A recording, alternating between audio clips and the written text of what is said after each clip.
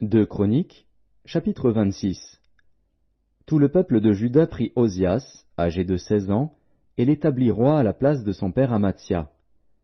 Ozias rebâtit Élot et la fit rentrer sous la puissance de Juda, après que le roi fut couché avec ses pères. Ozias avait 16 ans lorsqu'il devint roi, et il régna 52 ans à Jérusalem. Sa mère s'appelait Jécolia, de Jérusalem. Il fit ce qui est droit aux yeux de l'Éternel, entièrement comme avait fait Amathia, son père. Il s'appliqua à rechercher Dieu pendant la vie de Zacharie, qui avait l'intelligence des visions de Dieu. Et dans le temps où il rechercha l'Éternel, Dieu le fit prospérer. Il se mit en guerre contre les Philistins. Et il abattit les murs de Gath, les murs de Jabné et les murs d'Asdod, et construisit des villes dans le territoire d'Asdod et parmi les Philistins. Dieu l'aida contre les Philistins, contre les Arabes qui habitaient à Gur-Baal, et contre les Maonites. Les Ammonites faisaient des présents à Ozias, et sa renommée s'étendit jusqu'aux frontières de l'Égypte, car il devint très puissant. Ozias bâtit des tours à Jérusalem sur la porte de l'angle, sur la porte de la vallée, et sur l'angle, et il les fortifia. Il bâtit des tours dans le désert, et il creusa beaucoup de citernes, parce qu'il avait de nombreux troupeaux dans les vallées et dans la plaine, et des laboureurs et des vignerons dans les montagnes et au Carmel, car il aimait l'agriculture. Ozias avait une armée de soldats qui allaient à la guerre par bandes, comptés d'après le dénombrement qu'en firent le secrétaire Jéhiel et le commissaire Maazéja, et placés sous les ordres de Hanania, l'un des chefs du roi. Le nombre total des chefs de maison paternelle, des vaillants guerriers, était de 2600.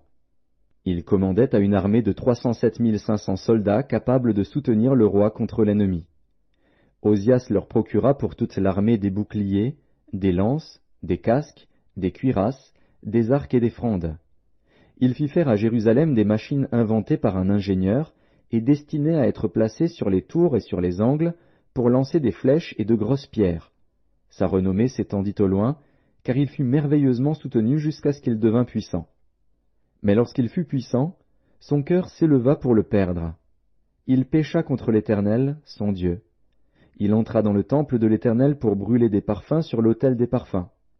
Le sacrificateur Azaria entra après lui, avec 80 sacrificateurs de l'Éternel, hommes courageux, qui s'opposèrent au roi Ozias et lui dirent « Tu n'as pas le droit, Ozias, d'offrir des parfums à l'Éternel. Ce droit appartient aux sacrificateurs, fils d'Aaron, qui ont été consacrés pour les offrir. Sors du sanctuaire, car tu commets un péché, et cela ne tournera pas à ton honneur devant l'Éternel Dieu. » La colère s'empara d'Ozias, qui tenait un encensoir à la main. Et comme il s'irritait contre les sacrificateurs, la lèpre éclata sur son front, en présence des sacrificateurs, dans la maison de l'Éternel, près de l'autel des parfums. Le souverain sacrificateur Azaria et tous les sacrificateurs portèrent les regards sur lui, et voici, il avait la lèpre au front. Ils le mirent précipitamment dehors, et lui-même se hâta de sortir, parce que l'Éternel l'avait frappé. Le roi Ozias fut lépreux jusqu'au jour de sa mort, et il demeura dans une maison écartée comme lépreux, car il fut exclu de la maison de l'Éternel. Et Jotham, son fils, était à la tête de la maison du roi et jugeait le peuple du pays. Le reste des actions d'Ozias, les premières et les dernières, a été écrit par Ésaïe, fils d'Amoz, le prophète. Ozias se coucha avec ses pères, et on l'enterra avec ses pères dans le champ de la sépulture des rois, car on disait, il est lépreux. Et Jotham, son fils, régna à sa place.